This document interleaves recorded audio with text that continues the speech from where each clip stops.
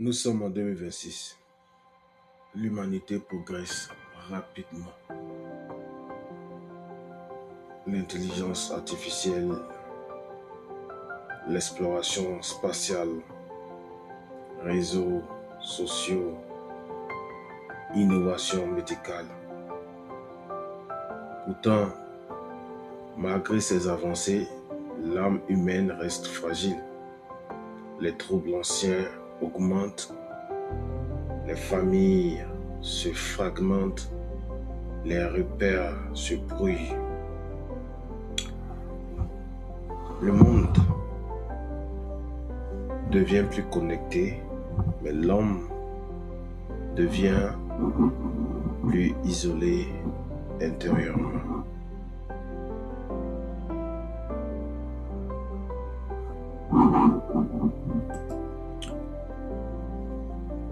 La plus grande crise actuellement n'est pas économique ou technologique, mais identitaire. La crise est plutôt identitaire. Beaucoup ne savent plus qu'ils y sont.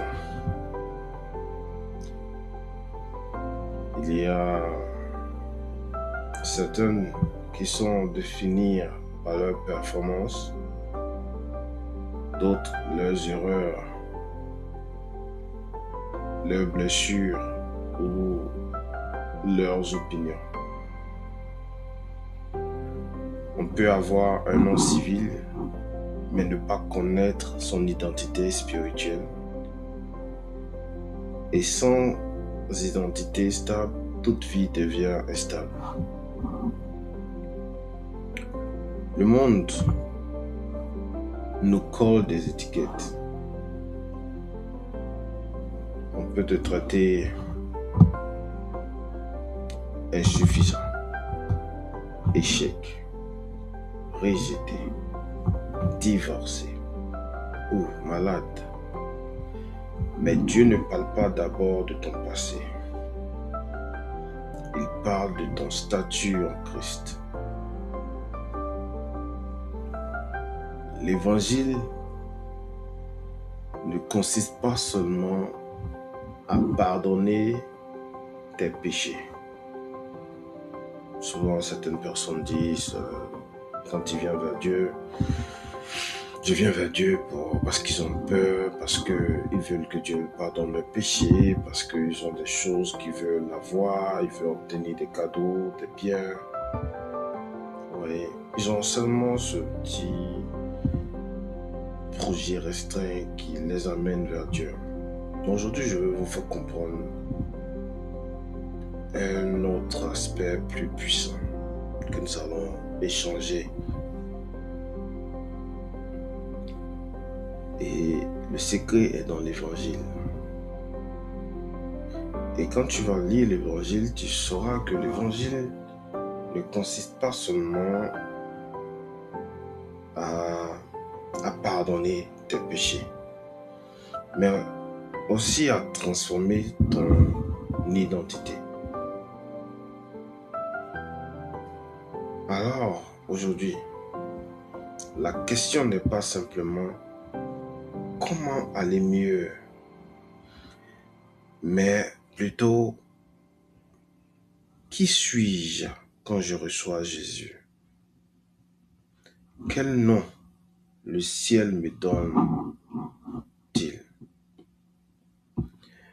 Ou bien même, quelle position spirituelle m'est accordée? Mais avant d'ouvrir la parole, puisque nous sommes dans une étude biblique où nous échangeons, nous partageons notre humble connaissance. Mais plaçons-nous d'abord,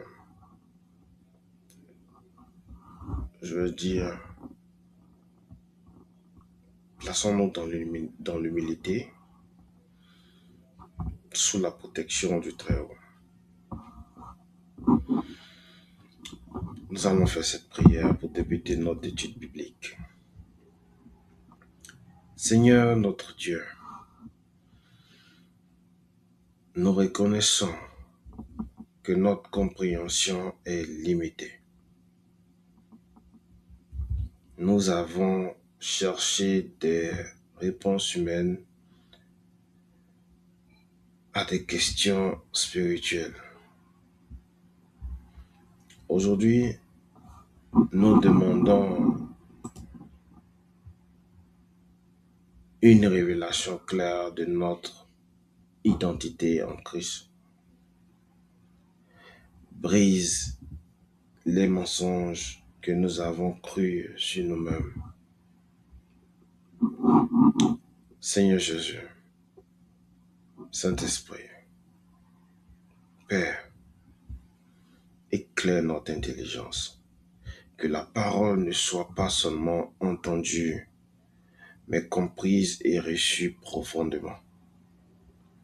Nous voulons sortir de l'orphelinat spirituel et entrer dans la vérité de notre adoption. Au nom de Jésus-Christ. Amen. Commençons par le nom fondamental donné par Dieu. Nous devons connaître certaines choses. Mais avant de connaître le nom que Dieu nous a donné lui-même, Dieu nous a donné des noms. Nous devons savoir ça. Quels sont ces noms-là que Dieu nous a donnés avant de laisser ce que Dieu nous donne et prendre le nom des autres. Mais je voulais qu'on lise ce passage avant d'aller plus loin et chercher à connaître ces noms-là. Il y a un passage qui va déjà déballer ce tapis rouge. Nous allons lire le passage dans le livre de Corinthiens, 2 Corinthiens, chapitre 5, verset 17. Si quelqu'un est en Christ, il est une nouvelle créature. Les choses anciennes sont passées. Voici toutes choses sont devenues nouvelles. L'expression en Christ est fondamentale ici. Cette expression ne parle pas simplement d'adhérer à une religion, mais d'être uni spirituellement à Jésus. Être en Christ signifie que ton identité est désormais attachée à la sienne. Ce n'est pas une amélioration extérieure pour dire que parce que tu es en Christ, tout est rose. Non, c'est pas ça. C'est plutôt un changement de position.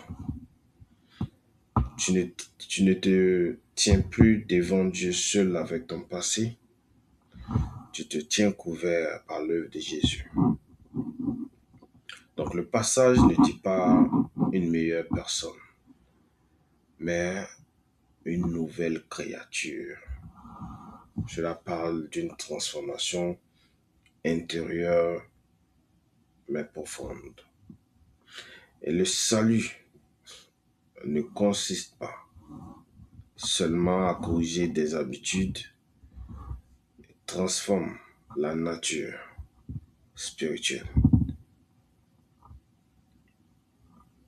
Avant Christ, l'homme est dominé par le péché et l'ego. En Christ, une nouvelle vie commence. Une nouvelle manière de penser, de voir, d'aimer, de choisir. Les choses anciennes ne sont pas simplement oubliées, elles sont déclarées passées. Cela inclut l'ancienne condamnation, l'ancienne identité marquée par la culpabilité.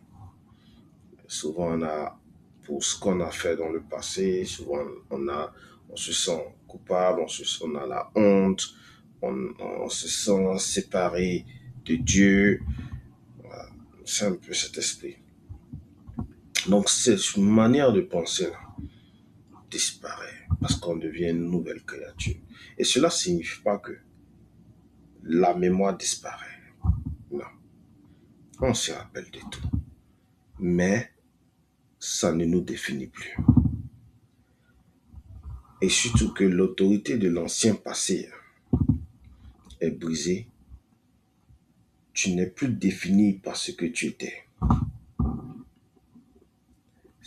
Et tu es défini maintenant par une nouvelle identité que Dieu te donne lui-même. Donc, il y a ce passage, pas ce passage, disons, dans le verset, le 2 Corinthiens 5, 17, et la dernière phrase qui dit « Toutes choses sont devenues nouvelles ». Cette phrase indique un commencement actif. Toutes choses sont devenues nouvelles signifie qu'une nouvelle réalité spirituelle est inaugurée. Le royaume de Dieu commence à s'établir dans la vie du croyant. Et cela ne veut pas dire que tout devient parfait instantanément, mais que la direction change radicalement. Une nouvelle nature, une nouvelle autorité, une nouvelle destinée. Et ça, c'est le tapis rose que nous devons déballer. Si on a compris ça, donc le prochain verset va nous donner le premier nom que Dieu nous donne. Et pour trouver le premier nom que Dieu nous donne, nous allons voir dans le livre de Jean. Jean chapitre 1, verset 12. Et que vous pouvez voir, et ce nom est enfant de Dieu. Enfant de Dieu. Donc au lieu qu'on t'appelle le maudit, le sorcier, le nul, le vaurien, le violeur, le braqueur, le politicien, les noms bizarres que les gens t'ont donné ou que tu as accepté ou tu as été condamné, Dieu nous avait donné un nom. Et ce nom-là, c'est enfant de Dieu. Mais lisons Jean 1,12 pour mieux comprendre. Mais à tous ceux qui l'ont reçu, c'est-à-dire ceux qui ont reçu le Seigneur, à ceux qui croient en son nom, ceux qui croient en Jésus-Christ, elle a donné le pouvoir de devenir enfants de Dieu, lesquels sont nés. Mais cherchons à comprendre même la définition de enfant de Dieu. D'abord, c'est un statut accordé par adoption divine à ceux qui croient en Jésus, conférant un droit légal spirituel et une appartenance au Père, indépendamment des performances. On va chercher à comprendre le verset maintenant. Maintenant qu'on a la définition de l'enfant de Dieu, enfant de Dieu, un enfant de Dieu, qu'est-ce que ce texte, le passage de Jean, chapitre 1, verset 12, nous dit? Vous voyez que le verset commence par une ouverture qui est mais à tous. Ça dit que à tous. Disons, mais à tous ceux. Vous voyez? Donc, peu importe ton passé, ton origine, tes fautes, ton niveau de connaissance biblique, ton niveau d'études, l'invitation est universelle, mais il précise à ceux qui l'ont reçu. Allez déjà, il parle de tout le monde, mais surtout ceux qui l'ont reçu. Donc recevoir Jésus ne veut pas dire seulement croire qu'il existe ou respecter ses enseignements. Recevoir, c'est l'accueillir personnellement, lui ouvrir la porte de ta vie, lui donner une place réelle. Cela veut dire quoi? Seigneur Jésus, je ne veux plus être le centre. Je te laisse être le roi. Ce n'est pas une formule magique, c'est un acte intérieur. Tu passes de Jésus comme option à Jésus comme Seigneur. C'est ça le vrai point du passage. Jésus comme option, tu passes de Jésus comme option à Jésus comme Seigneur. C'est-à-dire, tu ne te contentes plus de aller vers lui quand tu veux, mais tu le laisses gérer ta vie. Donc, à ceux qui croient en son nom veut dire quoi? Ça veut dire croire à son identité. Donc, le passage à ceux qui croient en son nom représente l'autorité, la nature, l'identité. Croire en son nom, c'est croire qu'il est réellement le Christ, le Messie, le Fils de Dieu, le Sauveur, le Seigneur, le Roi des rois, l'Éternel. Il n'y en a plus. Donc quand tu crois, celui qui a autorité pour pardonner, celui qui a aussi autorité pour restaurer, délivrer et surtout diriger. Donc ce n'est pas une foi théorique, c'est une confiance vivante et tu t'appuies sur lui comme on s'appuie sur un rocher.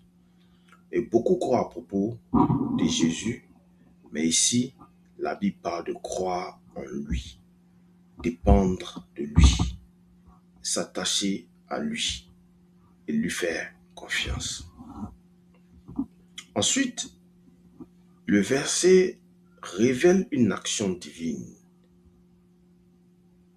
Elle a donné le pouvoir.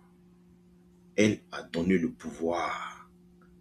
C'est tellement puissant cette partie. Parce que le mot pouvoir, ici, n'est pas seulement de la force émotionnelle ou du courage. Il désigne un droit, une autorité accordée. C'est comme un document officiel spirituel. Dieu te donne une nouvelle position. Tu ne deviens pas enfant de Dieu parce que tu te sens proche de Dieu un jour. Non. Tu le deviens parce que Dieu te donne le droit de l'être. Et cela signifie que ton identité ne dépend pas de ton humeur, de ton niveau de performance, ni de l'opinion des autres. Dieu te reconnaît officiellement comme appartenant à sa famille. Et ça, c'est une réalité stable.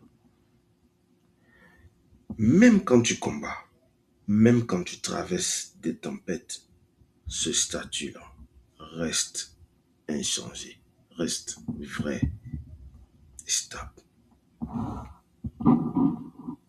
Frères et sœurs,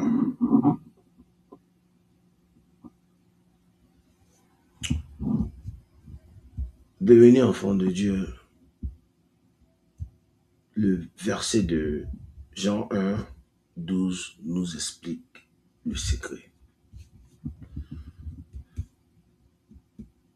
Devenir enfant de Dieu est dans le verset Jean 1, 12. Il y a des principes. Il y a des principes. Il y a un secret. Il y a une stratégie.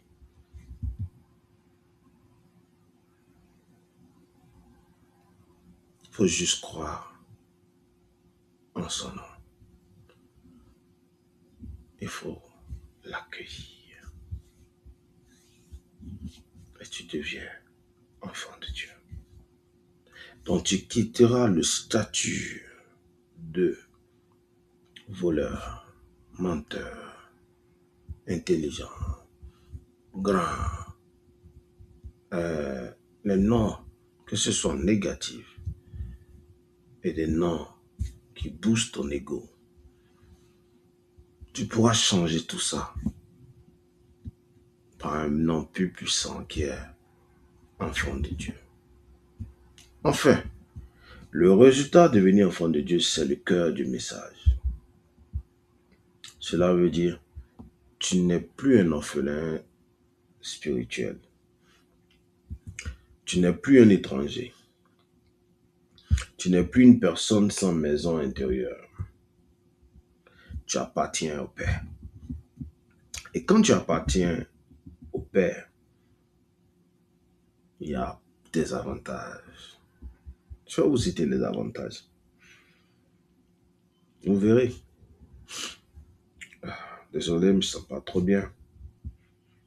Mais pour l'amour de Dieu, il faut toujours avoir le temps. Parce que Dieu nous guérit.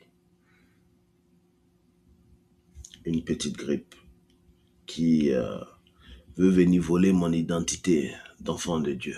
Mais cette grippe est vaincue. Donc, les bénéfices que nous avons quand on est enfant de Dieu, c'est quoi? L'amour, la protection, la correction, la direction et aussi l'héritage. Un enfant vit dans une relation. Il n'a pas besoin de payer pour être aimé. Cela change ta manière de prier. Tu ne pries plus comme un accusé. Tu ne pries plus comme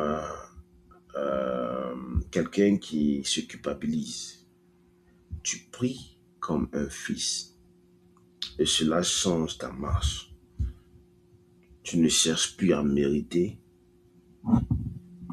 Tu cherches à honorer.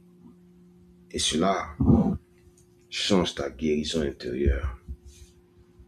Beaucoup souffrent parce qu'ils ne voient, parce qu'ils se voient comme rejetés. Mais Dieu dit, tu es mon enfant. C'est une identité qui restaure, qui stabilise et qui transforme. Donc, si tu es enfant de Dieu,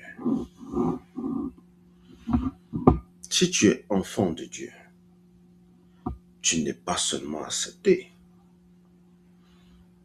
tu es aussi invité dans une relation proche avec Jésus. Et c'est là qu'il va t'appeler mon ami. Mon ami. Donc le deuxième nom, quand on a Dieu, qu'on a le Seigneur Jésus,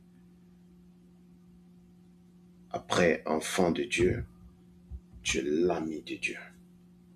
Tu es l'enfant de Jésus, ami de Jésus. Et nous allons mieux voir dans le prochain verset. Et ce verset, c'est Jean 15, verset 15. Où Dieu nous appelle amis pour la première fois. Après qu'il nous a appelés, comment je veux dire, enfants de Dieu pour la première fois. Et on va voir où il nous appelle mon ami. On va lire Jean 15, 15. Je vous appelle plus serviteur, parce que le serviteur ne sait pas ce que fait son maître, mais je vous ai appelé ami, parce que je vous ai fait connaître tout ce que j'ai appris de mon Père.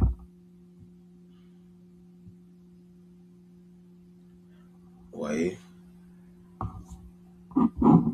C'est tellement puissant. C'est-à-dire, on passe d'un cap. Hey, la technologie, on évolue de la manière, dans toutes choses. Il y a Pro Max, il y a Update, il y a une évolution. C'est comme ça dans le corps du Christ. Il y a aussi une évolution, mais une évolution coordonnée par Dieu. Pas une évolution que l'homme fait, mais une évolution que Dieu lui-même a tracée. Donc, on est des enfants de Dieu. Mais est-ce que parmi ces enfants, tu es resté enfant, mais tu es resté son ami? Donc, ce passage nous montre qu'il nous a donné cette opportunité-là. Parce qu'il ne veut pas qu'on le serve. Parce que si on le sert, on, on est, on sera, il y a certaines choses qu'on ne pourra pas connaître. Parce qu'on ne sera pas toujours avec lui. Mais quand tu as mis à quelqu'un, tu es auprès de cette personne au quotidien, il te partage tout, il te dit tout, tu le connais. Donc Jésus ne supprime pas l'obéissance. Il ne dit pas qu'il ne faut pas l'obéir parce que tu es son enfant, ou bien tu es son ami, mais il transforme la relation. Le serviteur, lui, il exécute des ordres sans forcément comprendre le plan. Mais l'ami, lui, tu lui partages une intimité. Vous vous parlez. L'ami, lui, il y a ce partage-là. Donc lorsque Jésus dit, je ne vous appelle plus serviteur, mais ami, il élève la relation à un niveau personnel. Cela signifie que la foi chrétienne n'est pas fondée uniquement sur la hiérarchie, mais sur la communion. Dieu ne cherche pas seulement des exécutants religieux, il cherche des cœurs connectés à lui. Jésus explique pourquoi. Parce que je vous ai fait connaître tout ce que j'ai appris de mon Père. Et cela signifie que le disciple n'est pas laissé dans l'ignorance. Dieu révèle sa volonté, son caractère, son plan de statut. L'amitié implique la transparence. Cela change ta relation à la Bible. Donc c'est plus comme un code mystérieux, mais une révélation du cœur de Dieu. Donc plus tu avances avec Christ, plus tu comprends sa pensée. Donc un serviteur peut obéir, pas peur de la punition. Mais un ami obéit par amour et confiance. Quand tu comprends que Jésus t'appelle ami, l'obéissance devient relationnelle. Tu ne fuis pas le péché seulement parce qu'il est interdit, mais parce qu'il abîme la relation. Et cela produit une maturité spirituelle. La fidélité ne vient plus de la pression, mais de l'attachement. Dans un monde où beaucoup se sentent utilisés, manipulés ou rejetés, Jésus appelle ami. Et cela restaure la dignité intérieure. Tu n'es pas un simple numéro dans le royaume de Dieu. Tu es connu, tu es compris et invité dans la proximité. Elle est close. Donc cela change la manière dont tu te vois et tu n'es pas seulement pardonné, mais tu es rapproché. On parle de toi. Donc, l'ami de Jésus devient aussi un apprenant, engagé. Donc, on nous verra le troisième nom que Dieu nous donne. Enfant de Dieu, mon ami, et quand tu es ami et que tu es proche de quelqu'un, il va t'enseigner. Et vous allez causer, il va t'apprendre des topos, des petits secrets. Et c'est là que nous allons voir le troisième verset, où Dieu nous parle d'être ses disciples. Donc, là, on passe d'amis à disciples de Jésus. Mais nous allons voir dans le verset de Jean, chapitre 8, verset 33, 31, pardon. Jésus dit donc aux Juifs qui avaient cru en lui, si vous demeurez dans ma parole, vous êtes vraiment mes disciples. On va relire deux fois ce passage. Ce passage de Jean chapitre 8, verset 31. Jésus dit donc aux Juifs qui avaient cru en lui, si vous demeurez dans ma parole, vous êtes mes disciples. Donc le passage ici précise que Jésus parle à ceux qui avaient cru en lui. Il ne parle pas à tout le monde. Parce que arrivé à cette partie de la vie spirituelle, pour comprendre ce passage, il faut déjà être enfant de Dieu. En plus, ami, pour qu'il te parle comme ça. Donc, il y a au moins 3 steps à parcourir. Donc, le texte ici nous précise, le passage nous précise que Jésus parle à ceux qui avaient cru en lui. Donc, il avait déjà fait un pas de foi. Donc, tous ceux qui ont écouté ça avaient déjà fait un pas de foi. Mais Jésus ajoute une condition de maturité. Si vous demeurez dans ma parole, si vous demeurez dans ma parole. Donc, croire est le début. Demeurer est la preuve. La foi authentique ne s'arrête pas à l'émotion, je veux dire, des moments. Elle s'enracine dans la continuité. Donc, le mot demeurer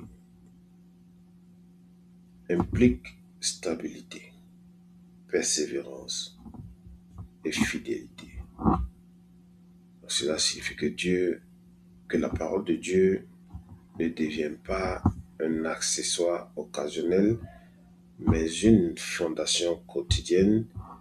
Un disciple ne consulte pas la parole seulement en crise, il vit avec elle en permanence, au quotidien, tous les jours.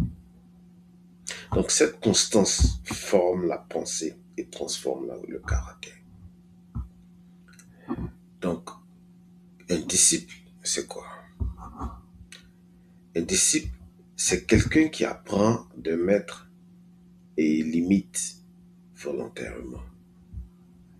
Donc, la discipline est aussi la pratique régulière qui permet cette formation. La prière, la lecture, l'obéissance, la repentance et la correction. Donc la discipline n'est pas une punition.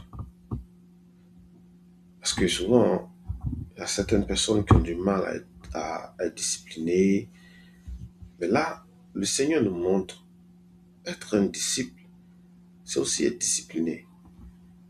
Parce qu'il nous dit dans ce passage-là que si vous demeurez dans ma parole, vous êtes vraiment mes disciples. Si vous demeurez, ça veut dire ce n'est pas un acquis. Ce n'est pas déjà donné. Il faut travailler. Il faut garder. Et pour garder quelque chose, travailler quelque chose pour maintenir, alors, je prends l'exemple, tu es premier de classe, pour maintenir ça. Si tu n'es pas discipliné pour te réveiller à une certaine heure, pour prier, pour faire le sport, pour manger sain, pour étudier, pour faire des choses, mais tu vas chuter. Tu fais le contraire, tu vas chuter. Et c'est pour ça que Dieu demande de demeurer dans sa parole. Si vous demeurez dans ma parole, vous êtes vraiment mes disciples. Donc il y a une discipline. Et tous ceux qui ne comprennent pas, qui pensent que la discipline est difficile, mais c'est très important. On voit quand on voit les grands joueurs aujourd'hui, les Cristiano, les Messi, les LeBron James qui ont duré, qui sont là, les Steph Curry, tous ceux qu'on connaît aujourd'hui, les athlètes qui ont tellement duré, ils ont été trop disciplinés. Et si vous les demandez, vous allez voir, ils ont une routine qui ne joue pas avec. Et c'est cette routine que nous devons avoir. À telle heure, nous devons prier. À telle heure, nous devons faire nos devoirs. À telle heure, nous devons prendre soin de nos familles. À telle heure, il faut qu'on ait une vie vraiment planifiée. Et éviter, arranger cette vie de telle sorte que tout ce qui peut nous faire chuter, tout ce qui peut nous faire perdre ces bénéfices que Dieu nous donne en tant qu'enfants de Dieu, amis et disciples, nous les gardons. Et c'est là que Jean 8, verset 31 intervient. Donc, la discipline n'est pas une punition, mais c'est un entraînement. Comme un athlète développe ses muscles par répétition, le disciple développe son caractère par fidélité. Donc, un admirateur apprécie à distance. Un disciple suit de près un admirateur.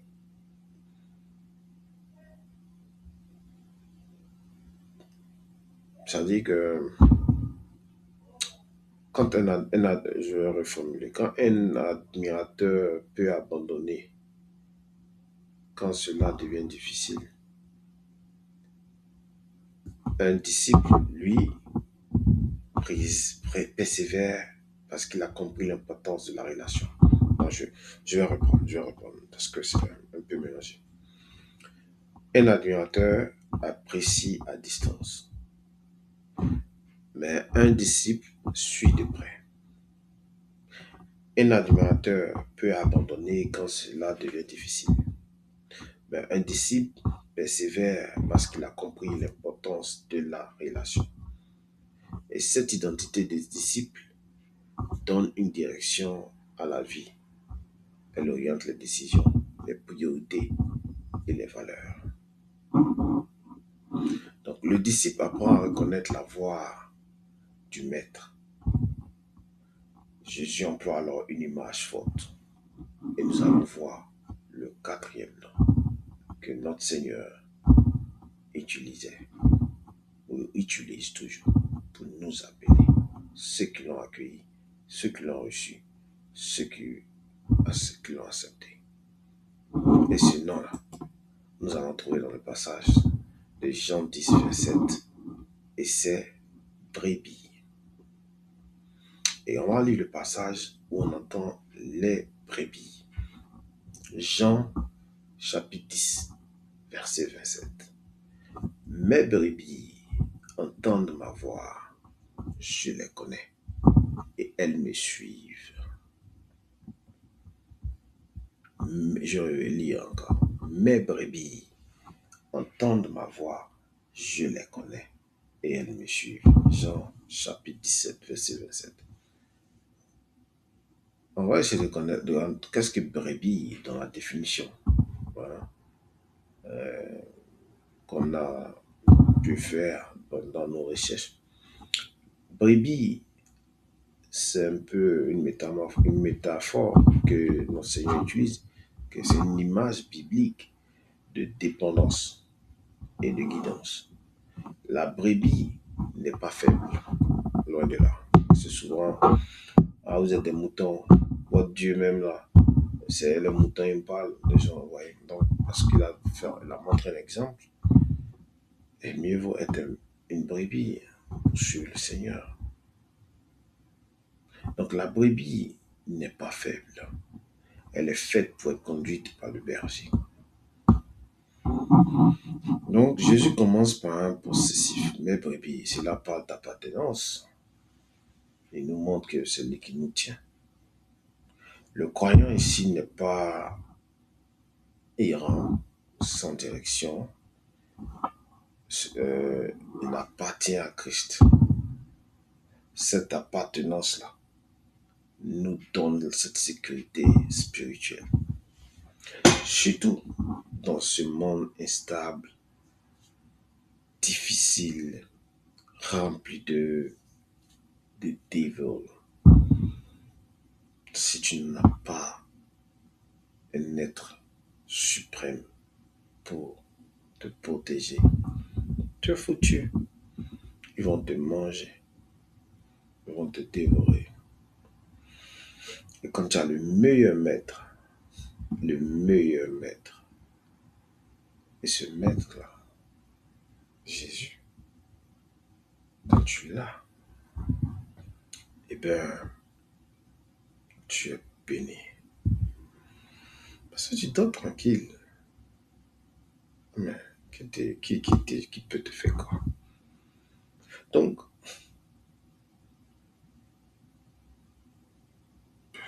dans ce monde trop instable, savoir à qui l'on appartient est une encre. Est une encre. Mes frères, mes frères et sœurs, dans un monde difficile, savoir à qui l'on appartient et que tu sais que celui qui est ton maître, là, il frappe tout le monde. Il n'y a personne. Personne ne l'inquiète. Personne peut détruire ton maître. Mais si tu es béni. Donc déjà, entendre la voix signifie sensibilité spirituelle. Dieu parle sa parole, pas sa parole. Il parle aussi par l'esprit et aussi par la conviction intérieure. Donc une brebis apprend à distinguer la voix du berger des voix étrangères. Et ça implique ce qu'on appelle maintenant le discernement.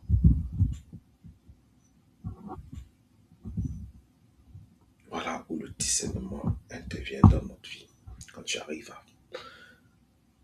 à distinguer la voix de ton maître et la voix du malin, du faux type, des voleurs, des menteurs. Cela implique discernement. Donc, plus la relation grandit, plus la voix devient claire. Je les connais. Être connu par Jésus signifie être vu, compris, accompagné. Il connaît tes luttes, tes faiblesses, tes peurs. Sur cette connaissance détruit le sentiment d'abandon. Tu n'es pas invincible devant Dieu. La preuve de l'écoute, c'est quoi? C'est la marche. Donc suivre implique mouvement, ajustement, confiance. Et ce n'est pas une perfection instantanée, c'est aussi une direction constante. La brebis ne dirige pas le berger. Elle lui fait confiance. Nous faisons confiance à notre Seigneur. Donc appartenir à Christ implique aussi une mise à part. La Bible appelle cela sainteté. Sainteté. À l'église, nous allons voir dans le passage dans le livre de 1 Corinthiens chapitre 1 verset 2 qui commence par « À l'église de Dieu qui est à Corinthe, à ceux qui ont été sanctifiés en Jésus-Christ, appelés à être saints et à tous ceux qui invoquent en quelque lieu, que ce soit le nom de notre Seigneur Jésus-Christ, le Seigneur et le nôtre. » C'est le nôtre. Nous allons relire encore ce passage. À l'église de Dieu qui est à Corinthe, à ceux qui ont été sanctifiés en Jésus-Christ, appelés à être saints, et à tous ceux qui invoquent en quelque lieu, que ce soit le nom de notre Seigneur Jésus-Christ, le Seigneur et le nôtre. Voilà, Paul ici, d'abord cherchons à comprendre la définition de saint.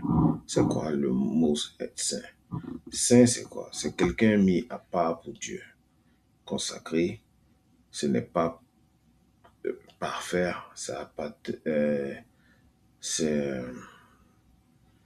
la personne n'est pas forcément ce n'est pas parfait, mais c'est appartenant à Dieu.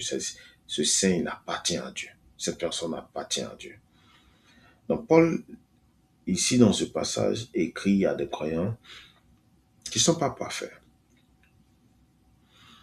avec des luttes réelles, des divisions, des faiblesses morales. Autant il les appelle sanctifiés en Jésus-Christ. Cela révèle une vérité puissante. La sanctification, autant pour moi, commence par une position. Ce n'est pas une performance. Être sanctifié signifie être mis à part pour Dieu. Ce n'est pas d'abord ce que tu fais, mais c'est ce que Dieu a fait en te plaçant en Christ.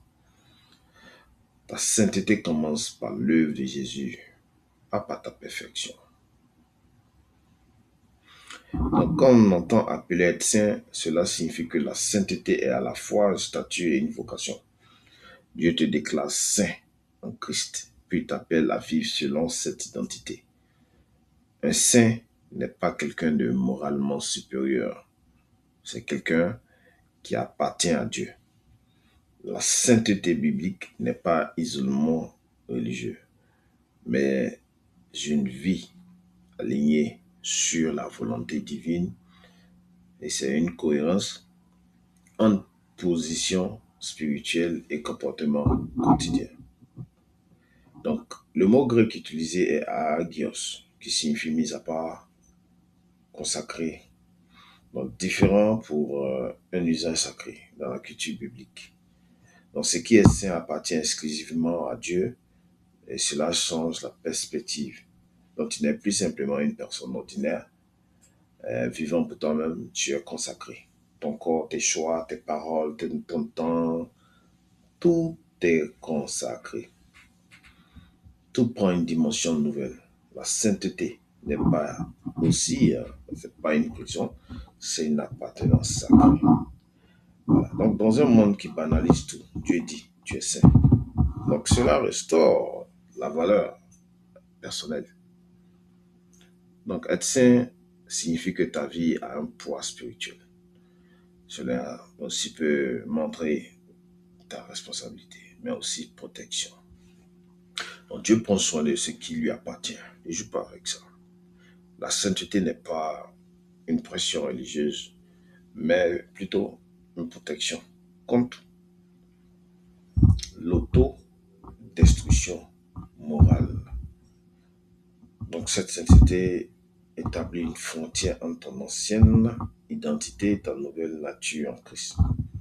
Donc si tu es sanctifié, mis à part et consacré, alors ton identité n'est plus terrestre, elle devient visible. C'est ainsi que les disciples furent appelés chrétiens. Donc, l'autre nom, quand tu reçois Jésus, c'est dans le passage, le livre des Actes, chapitre 11, verset 26, qu'on attend pour la première fois. Aujourd'hui, nous allons entendre ce nom-là, qui est chrétien. Donc, ce passage nous dit, ce fut à Antioche que, je vais lire tout le passage, l'ayant trouvé, il amena Antioche pendant toute une année. Ils se réunirent aux assemblées de l'église. Ils enseignaient beaucoup de personnes.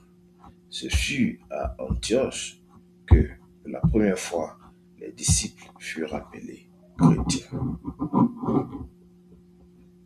Donc, ce verset marque un tournant historique. Pour la première fois, les disciples reçoivent un nom public, chrétien. Ce nom ne vient pas d'eux-mêmes, mais de la société environnante. Et cela signifie que leur manière de vivre, de parler, d'aimer, d'enseigner était suffisamment distincte pour que les gens reconnaissent une ressemblance avec Christ. Leur identité intérieure était devenue visible extérieurement. Donc le mot grec utilisé est Christianos, qui signifie littéralement appartient à Christ ou partisan de Christ. Et ce n'était pas forcément un compliment à l'époque, cela pouvait même être utilisé de manière moqueuse. Mais ce nom révèle quelque chose de puissant. Leur identité était liée à une personne et c'est pas à une idéologie qu'aujourd'hui nous voyons beaucoup. Donc être chrétien, ne signifie pas appartenir à une autre culture religieuse. Cela signifie simplement appartenir à Jésus. Donc le verset précise qu'il enseignait beaucoup de personnes pendant toute une année et le non-chrétien n'est pas né d'un enthousiasme passager, mais d'une formation solide. Donc leur foi était structurée, enracinée dans la parole. Cela montre que l'identité chrétienne authentique repose sur l'enseignement biblique, pas seulement sur l'émotion, et on devient stable quand on est formé. Et porter le nom de Christ aussi implique cohérence. Si tu es chrétien, cela signifie que ton comportement reflète ton appartenance. Donc l'amour, la vérité, l'intégrité et la fidélité deviennent visibles. Et ce n'est pas la perfection, mais la direction. Le monde regarde, observe, évalue. Et lorsque l'identité intérieure, elle finit toujours par se manifester extérieurement. Donc, si le monde peut te donner un nom basé sur ce qu'il voit, Jésus promet un nom encore plus profond, un nom nouveau, éternel, personnel. Et nous allons voir ce nom dans le livre d'Apocalypse, chapitre 2, verset 17. Que celui qui a des oreilles entende ce que l'Esprit dit aux églises. À celui qui vaincra, je donnerai de la manne cachée et je lui donnerai un caillou blanc. Et sur ce caillou est écrit un nom nouveau que personne ne connaît, si ce n'est celui qui le reçoit. Donc, on voit que ce verset est adressé à l'église de Pérgame dans un contexte de pression spirituelle et culturelle. Jésus ne parle pas d'une foi superficielle, mais d'une foi qui persévère. À celui qui vaincra signifie que la vie chrétienne implique combat, fidélité et endurance. Le nom nouveau est promis à ceux qui restent attachés à Christ malgré les oppositions. Et cela montre que l'identité en Christ n'est pas fragile. Elle se renforce dans l'épreuve. La manne rappelle la nourriture que Dieu donnait au peuple dans le désert. Mais ici, Jésus parle d'une manne cachée. Et cela symbolise une nourriture spirituelle profonde, une communion secrète avec Dieu. Et le croyant fidèle reçoit une relation intérieure que le monde ne peut pas comprendre. Donc l'identité chrétienne n'est pas seulement publique, mais elle comporte une dimension intime, invisible, mais réelle. Donc, dans le monde antique, un caillou blanc pouvait symboliser l'acquittement dans un tribunal ou l'admission à un événement. Ici, il représente l'acceptation divine. Donc, Dieu déclare le croyant accepté, justifié, reconnu. Le monde peut condamner, rejeter ou mépriser, mais le ciel donne un signe d'approbation. Et cette image montre que l'identité ultime du croyant est validée par Dieu, pas par les opinions humaines. Donc le nom nouveau est profondément personnel que personne ne connaît, si ce n'est que celui qui le reçoit. Et cela révèle que la relation avec Dieu est individuelle et unique. Le nom biblique représente avec Dieu est individuel et unique. Et ce qui représente l'identité, la mission, le caractère. Donc Dieu promet une identité éternelle, renouvelée, purifiée, accomplie. Et ce n'est pas seulement une amélioration, c'est une transformation finale. Et le croyant ne porte pas seulement un nom terrestre, il reçoit un nom céleste. Donc si Dieu te donne un nouveau nom, Cela signifie que ton identité ne dépend ni de ton passé, ni du regard du monde, mais de la parole du ciel.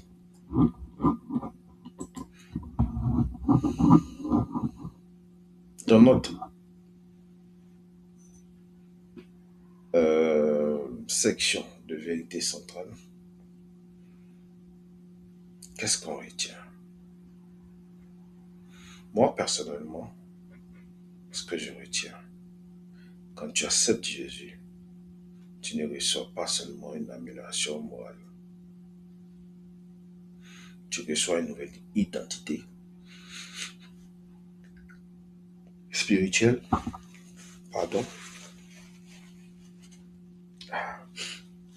spirituelle, tu reçois une nouvelle identité, mais une identité que le monde ne peut pas te donner et que le monde ne peut pas te retirer. Tu deviens enfant de Dieu, Jean 1,12, ami de Jésus, Jean 5,15, disciple, Jean 8,31, brebis du berger, Jean 10,27, saint, 1 Corinthiens 1,2, chrétien, Acte 11,26, porteur d'un nom nouveau, Apocalypse 2,17. Donc le salut change ton statut avant de changer ton nom. Le monde change ton nom selon tes échecs, mais Jésus fixe ton nom selon son œuvre. Ce que le monde peut retirer par humiliation, Jésus le scelle par alliance. Les circonstances changent, les finances changent, les relations changent, la santé peut changer, mais ton identité en Christ ne fluctue pas avec tes sanctions. Tu ne deviens pas moins enfant de Dieu un jour difficile et tu ne deviens pas moins saint dans une lutte. Tu ne perds pas ton adoption parce que tu combats. L'identité biblique est ancrée dans l'œuvre accomplie de Christ. Attention, attention. L'identité n'est pas une excuse pour l'immobilité. Elle est une puissance pour la transformation. Parce que tu es enfant, tu apprends à vivre comme un fils. Parce que tu es disciple, tu te disciplines. Parce que tu es saint, tu recherches la pureté. Et parce que tu es brebis, tu écoutes la voix du berger. Donc l'identité ne supprime pas la croissance. Elle la rend possible. Le monde change ton nom selon tes échecs. Jésus fixe ton nom selon son salut. Alors, si cette identité est réelle, comment la vivre concrètement aujourd'hui? Comment passer de vérité théologique à transformation quotidienne? Tu sais, frères et sœurs, maintenant quel nom Jésus te donne? Aujourd'hui, par cet épisode 203 de Willy, pour Jésus quel est le nom que notre Seigneur nous donne quand on l'a reçu. Aujourd'hui, tu sais quel nom le Seigneur t'a donné.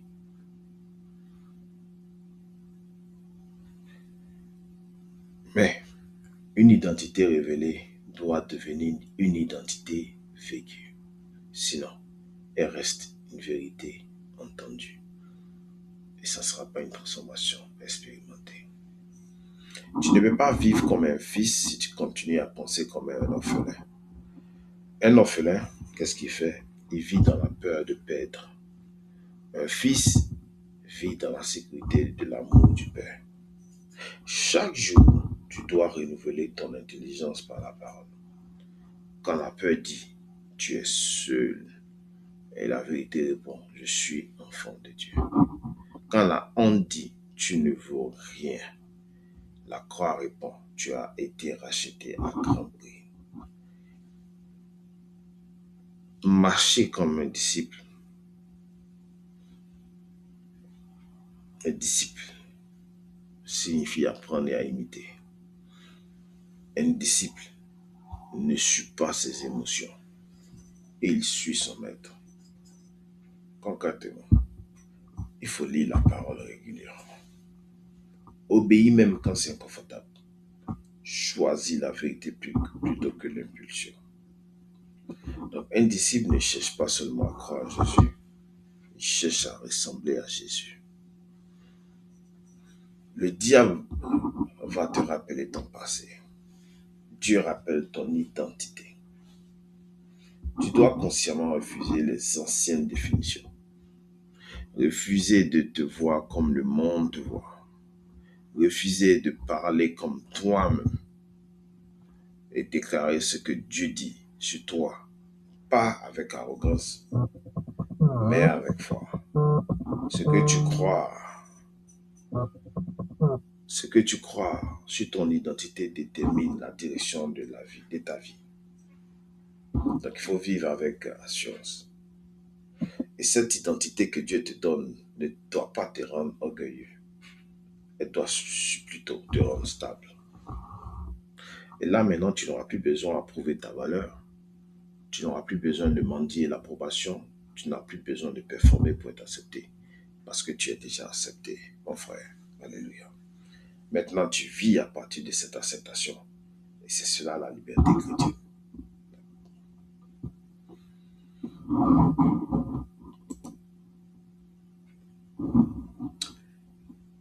En 2026, terminé, nous sommes à la fin de notre épisode. Et le mot de fin, qu'est-ce qu'on a retenu? Aujourd'hui, disons en 2026, l'identité est devenue un champ de bataille. Mais la Bible dit, ton identité ne vient pas de la culture, elle vient de Christ. Si tu es en Christ, tu n'es plus un orphelin spirituel. Tu es un enfant, tu es aimé, tu es formé, tu es guidé, tu es mis à part, tu es appelé. Le monde peut changer ton statut social, il peut changer ton salaire, il peut changer ta réputation, il peut changer ton environnement, mais il ne peut pas changer ton adoption céleste. Quand tu acceptes Jésus, tu ne changes pas seulement de direction, tu changes de famille. Tu ne changes pas seulement d'opinion, tu changes de nature. Donc, et si Dieu t'appelle fils, qui peut t'appeler autrement? Alors la question devient personnelle. Est-ce que je vis comme un enfant ou comme un orphelin? Est-ce que je marche comme disciple ou comme spectateur? Est-ce que je suis guidé par le berger ou par mes émotions? N'oublie jamais, ne crois pas seulement en Jésus. Ne parle pas seulement de Jésus. Vis ton identité. We don't just believe for Jesus. Nous allons faire cette prière puissante d'identité. Ensemble, nous prions. Seigneur Jésus, aujourd'hui, je rejette les étiquettes que le monde m'a collées. Je rejette la honte. Je rejette la peur. Je rejette les mensonges sur ma valeur. Je reçois ton nom sur ma vie. Je suis un enfant de Dieu. Je suis aimé. Je suis pardonné. Je suis appelé. Je suis transformé. Donne-moi la grâce de vivre selon mon identité. Donne-moi la force de marcher comme ton disciple. Donne-moi la foi de croire ce que tu dis de moi. Scelle-moi, scelle en moi, Seigneur, cette vérité. Que mon identité soit enracinée en toi. Au nom de Jésus-Christ. Amen.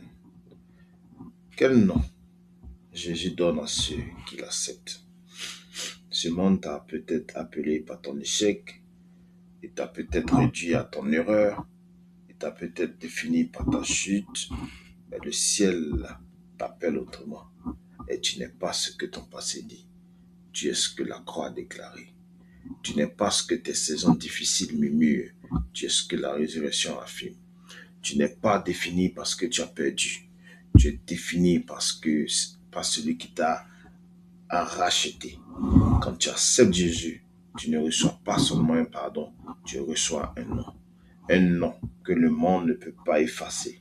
Un nom que l'ennemi ne peut pas annuler.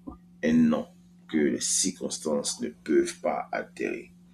Enfant de Dieu, ami du Christ, disciple du Maître, brebis du bon berger, saint appelé, chrétien identifié, porteur d'un nom nouveau. Alors, marchons avec assurance, marchons avec humilité, marche avec fidélité, marche avec identité. Que l'Éternel te bénisse et te garde. Que l'Éternel fasse briller sa face sur toi et t'accorde sa grâce. Que l'Éternel tourne sa face vers toi et te donne la paix. Ici, nous ne suivons pas les tendances, nous suivons la vérité. Ici, nous ne cherchons pas l'approbation du monde, nous cherchons l'approbation du Père. Ne crois pas seulement en Jésus, ne parle pas seulement de Jésus, vis comme celui qui porte son nom. We don't just believe, we live for Jesus. Merci à tous et à toutes et à bientôt.